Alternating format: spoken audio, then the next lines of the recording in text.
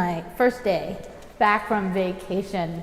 I took this last week off to give myself a little bit of a break after the holiday. I love the Christmas season, from Thanksgiving to New Year's, the lights, the parties, the music. It's a lot, and I'm partial to all of it. Afterwards, my introvert self needs a little time to hibernate. In the world of spirituality studies, there are two distinct practices that always come to mind when we make this transition from December to January. The cataphatic path, also called the via positiva, and the apophatic path, also called the via negativa. The cataphatic path, the path of the positive, is the one that has much. It begins with descriptions of God, defining and explaining the divine, talking about all the ways God is good and powerful and present. The cataphatic path might have music and elaborate ritual, incense and readings. There are always a lot of words sung and spoken, often with explanations and exposition and symbols and metaphors packed into sermons that say interesting things, offering insight and ideas and food for brains to chew on. The via positiva is what I call the spiritual path of stuff. Apophatic spirituality, or the via negativa, is the opposite. It's the path of emptiness, nothing, silence. God is in the void, indescribable, a whisper. The Shakers share an apophatic spiritual practice when they join together in silence on Sundays. Those who sit as Zen practice are also on an apophatic path. Sitting, being, listening. It's a spirituality of desolation, calling us into the barren wilderness where we can rest unassaulted. Christmas feels like the ultimate time for cataphatic spirituality. There is so much. I don't even mean Christmas as a day, but as a season within which we also celebrate Hanukkah, Kwanzaa, winter solstice, New Year's. It gets kicked off by Thanksgiving. Our shared national story and spiritual culture includes the constant playing of music, gathering of people, added decorating found in every public and most private spaces. There are concerts and weekend trips and family. It's a time to see everybody we've ever met. We send and receive cards and year-end letters. We bake, we visit neighbors. There are often special clothes to wear, traditions to abide, gifts to dream and purchase and give. It's a lot of stuff. And then comes January. January is the time we shift into this apophatic pattern of quiet. Ice and cold conspire to keep us still, to move us indoors. The world gets smaller as outside space is less welcoming. Our loftiest goals are met with heavy sweaters, hot tea, and a good book. The apophatic path feels natural in winter. It is a gift of earth. It's the breath we take between the frolic of the holiday season and the chaos of growth of springtime.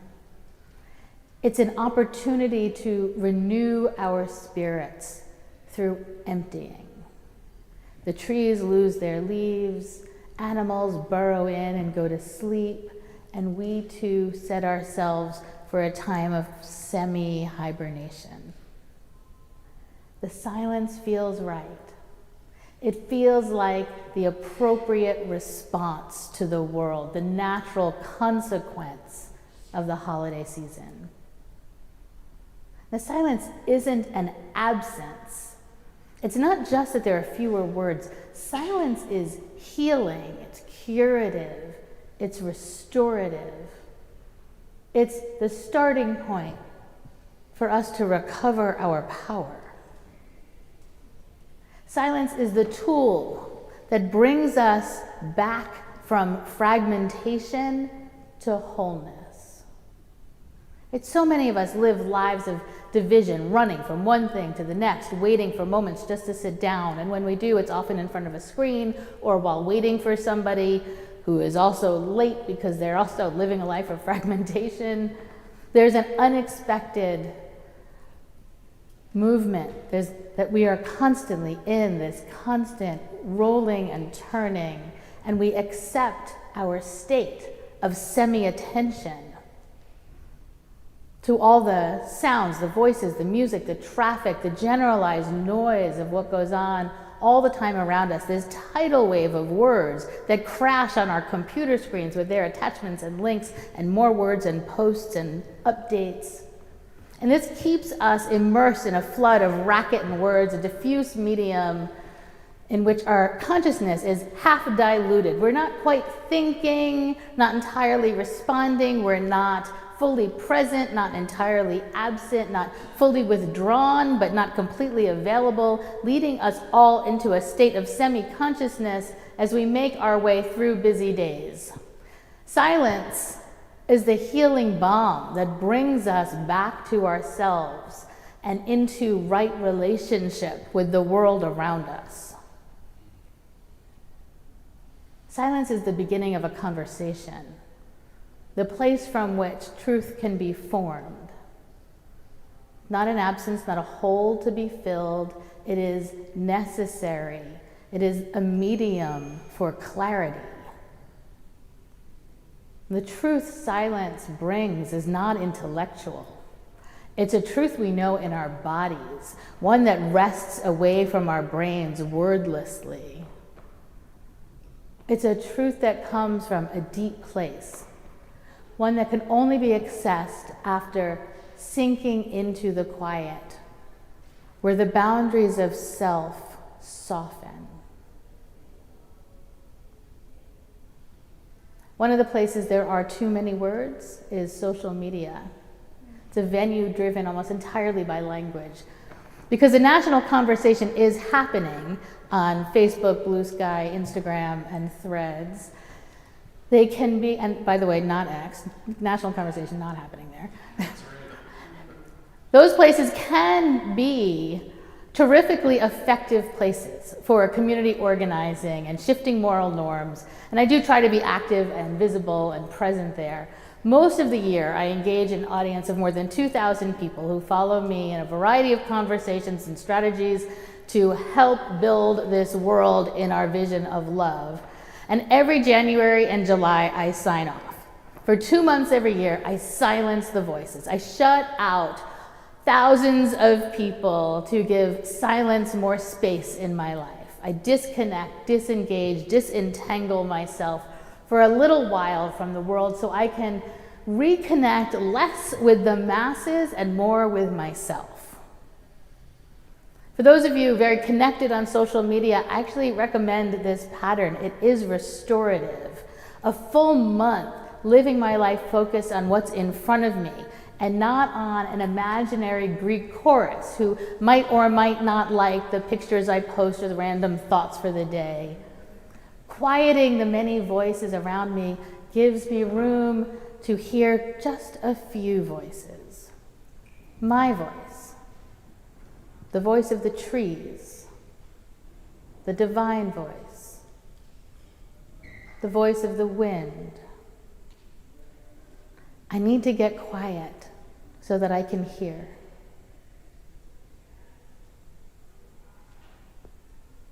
My first real step into pastoral ministry happened when I knew and accepted without judgment that I had nothing to say. My training took place largely with runaway, or really what we call throwaway teens here in the city. And that training was a lot about what to say, how to help people move from crisis to a place where they can think clearly, how to help them process trauma enough to make the next step. My real training, though, happened when I was first confronted by a woman howling in her pain, in her grief. A woman so overcome with loss that all she could do was kneel and beg God to make this nightmare go away. I then knew words are meaningless. There is nothing to say. Real pastoral care begins when we know there are no words. And it's also the reason why so many people don't show up in someone else's pain. I hear it all the time. Someone didn't call, didn't visit, didn't attend a funeral because they didn't know what to say. But speaking isn't the way we heal. Words are limiting and can trivialize those experiences that are too deep for language. Being present to someone else's suffering without having to speak is true companionship. Tolerating the not curing, not knowing, not healing requires some humility and acceptance that we are small in the face of someone else's anguish.